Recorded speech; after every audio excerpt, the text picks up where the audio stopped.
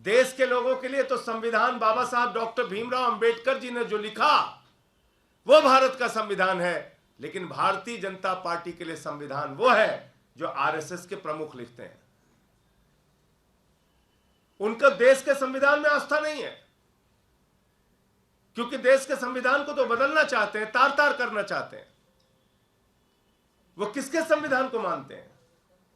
वो आरएसएस के प्रमुख मोहन भागवत के संविधान को मानते हैं। जो नागपुर का संविधान है वो भाजपाइयों पर लागू होता है। भारत का संविधान वो नहीं मानते, भारत के संविधान में उनकी आस्था नहीं है।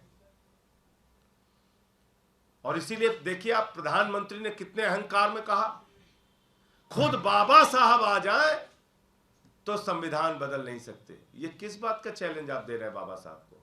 देश के लोगों के लिए तो संविधान बाबा साहब डॉक्टर भीमराव अंबेडकर जी ने जो लिखा वो भारत का संविधान है, लेकिन भारतीय जनता पार्टी के लिए संविधान वो है जो आरएसएस के प्रमुख लिखते हैं।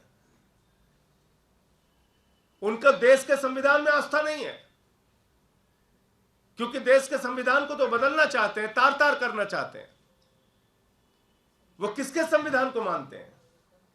वो आरएसएस के प्रमुख मोहन भागवत के संविधान को मानते हैं। जो नागपुर का संविधान है वो भाजपाइयों पर लागू होता है। भारत का संविधान वो नहीं मानते, भारत के संविधान में उनकी आस्था नहीं है।